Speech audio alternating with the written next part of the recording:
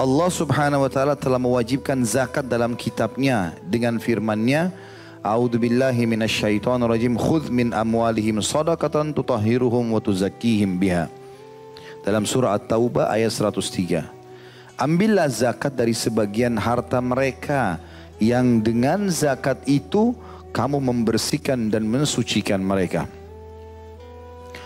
Jadi Allah subhanahu wa ta'ala dalam surah At-Taubah 103 ini memerintahkan Nabi SAW untuk mengambil dari orang-orang beriman harta mereka untuk mensucikan mereka.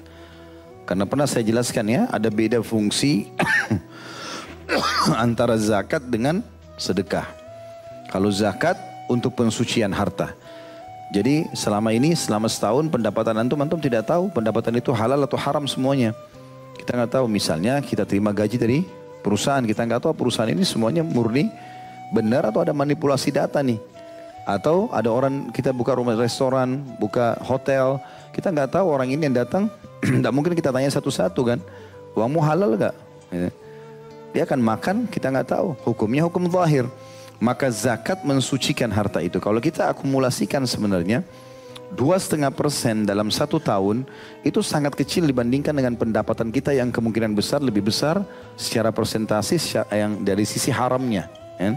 Sekarang kalau kayak saya buka restoran, dalam 1 hari sekian puluh orang makan misalnya. Mungkin dari sekian puluh orang itu ada orang menggunakan dana riba. Mungkin diambil uang harta ahli warisnya. Kita nggak tahu, anggaplah dari 50 orang yang makan, 10% aja, 5 orang yang hartanya tidak benar.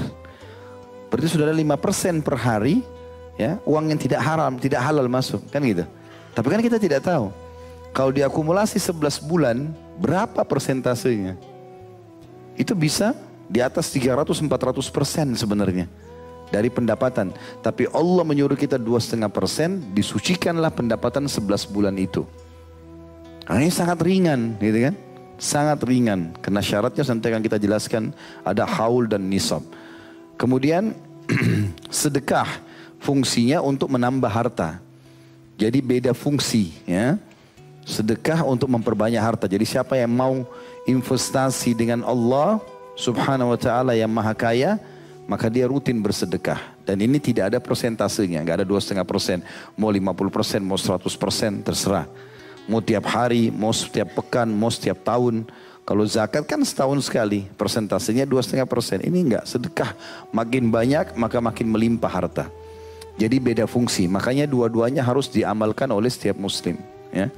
Ada sebagian orang-orang kaya kita di Indonesia ini terjadi, mereka punya zakat besar, sampai 1 miliar, ratusan juta. Lalu uang itu diambil, dipegang, dicicil setiap tahun. Dalam setahun dicicil. Bulan ini keluar dulu 50 juta, bulan depan 50 juta, sampai nanti tahun depan selesai. Nah gara-gara ini mereka nggak sedekah lagi. Pikirannya sudah cukup dengan zakat itu. Padahal zakat fungsinya untuk mensucikan harta saja. Berarti untuk menaikkan grafik daripada keuntungan, itu dia belum dapatkan. Dengan sedekah tadi. Dan dia tidak akan mendapatkan doa malaikat yang mendoakan masalah sedekah. Yang kata Nabi SAW, setiap hari ada malaikat 2 orang turun. Yang satu mengatakan, ya Allah, luaskanlah rezeki orang yang bersedekah.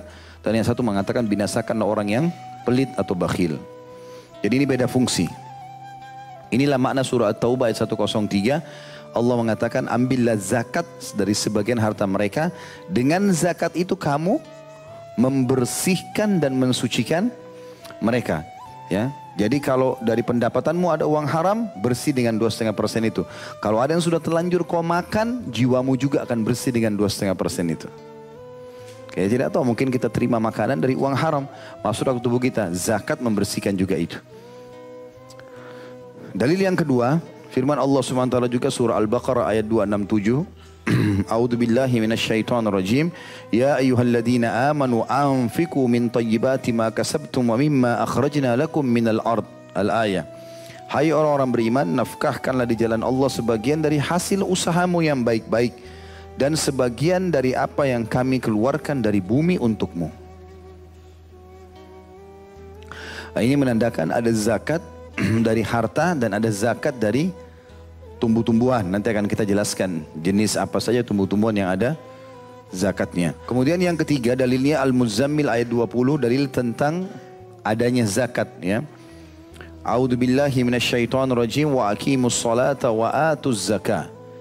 Dan dirikanlah salat dan juga tunaikan zakat. Nabi SAW bersabda, Bunyal Islamu ala khams, syahadati an la ilaha illallah, wa anna Muhammadar Rasulullah, wa iqamis salah, wa ita'iz zakah, wa hajjil baiti wa sawmi Ramadan. Islam dibangun di atas 5 perkara.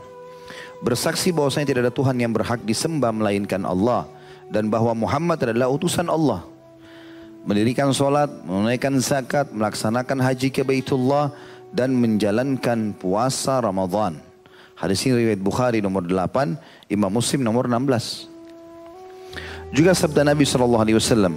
Di sini kita lihat di hadis yang sebelumnya tadi yang saya bacakan itu tidak terpisah antara solat sama zakat. Dan ini yang menyebabkan kenapa Abu Bakar berkata radhiyallahu anhu, saya akan memerangi semua orang yang memisahkan antara solat sama zakat. Karena selalu firman Allah itu wa aqimus sholat wa atuz zakah, aqimus sholat atuz zakah.